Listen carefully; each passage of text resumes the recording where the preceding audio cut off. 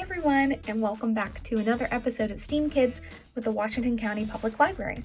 Here we learn, play, and create together on a variety of topics related to science, technology, engineering, art, and math. Today we have a really cool lesson and project all about our eyes. So our eyes are one of the ways that we take in information about the world around us. Through our eyes we use one of our 5 senses, sight.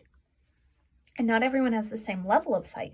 Some people don't have any sight at all, or some people like me need a little help from glasses. But how do our eyes work? How can we see things and understand what's in front of us? Let's dive into this topic by starting with the different parts of our eyes and what they do to help us see. So here is a little diagram of an eye. If you had X-ray vision and could see into the eye from the side, this is sort of what it would look like. This whole thing is the eye, and it's about the size of a ping pong ball. But actually on the outside of our eyes we have eyelids, and these close to protect our eyes and keep them wet, which they need to work right.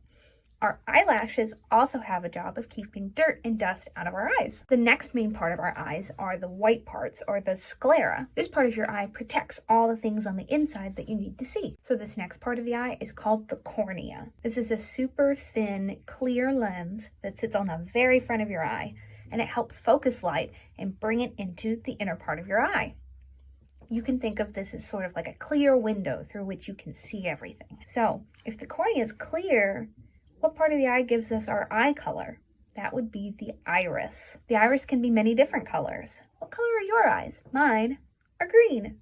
The iris has this super important job of deciding how much light to let into your pupil, or the black circle in the center of your eyes. The iris can contract and get smaller and let in less light, or it can expand and get bigger and let in more light. Our pupils get really big when it's dark because we're trying to let in more light so that we can see. So back behind your cornea, your iris, and your pupil, you have another clear part that you can't see called the lens, and that helps focus this light inward and takes it back to the retina at the very back of your eye. Your retina is made of millions of these teeny tiny parts called rods and cones.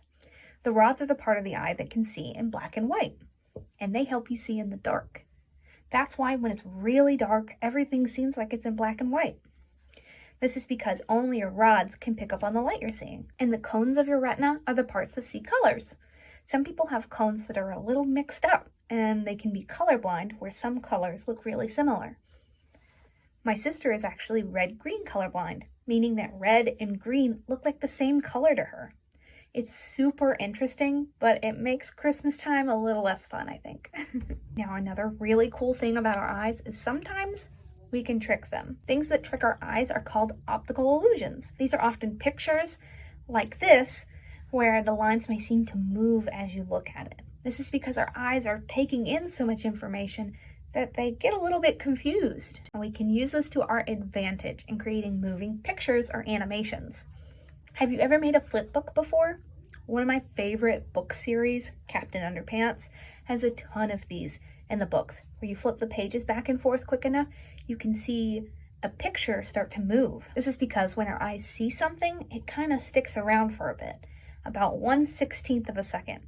Now this is a super short time, but if you change images at the right time, you can trick your eye into blending them together, and it makes this smooth animation.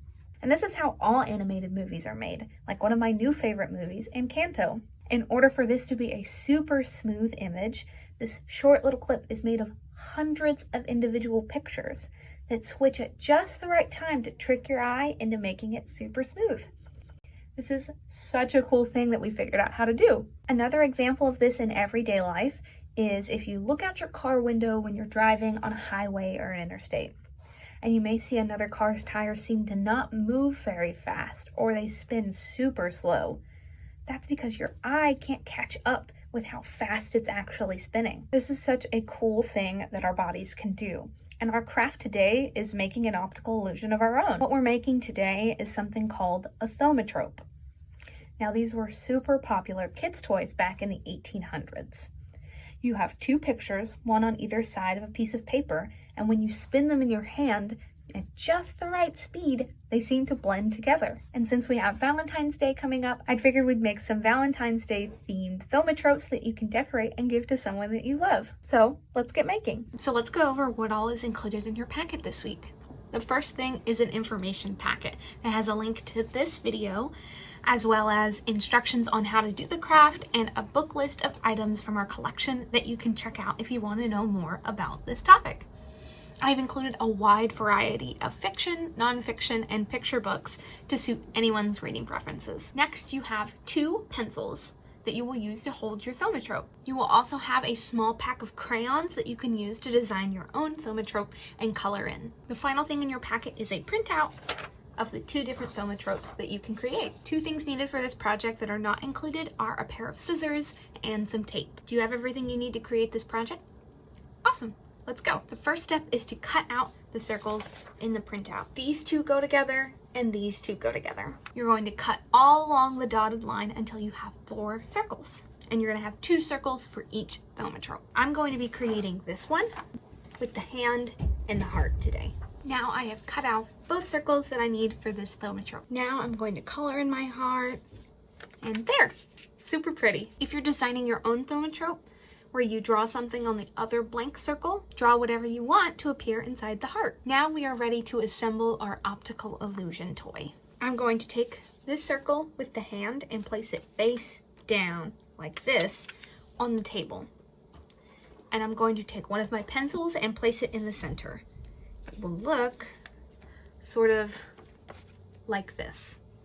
And I'm going to place a piece of tape across here to secure it in place. All right, and now they are taped together. Now it's time to tape on the second side, the one with the heart, and we're going to place this face up to cover up the pencil. And I'm going to create 2 tape balls where you roll the tape on itself so that it sticks together, and it's very easy to attach 2 pieces of paper together. So I'm going to make 2 of those,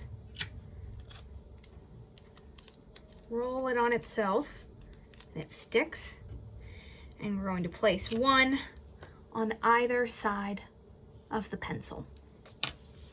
And now we can take this heart and attach it to those 2 tape balls, and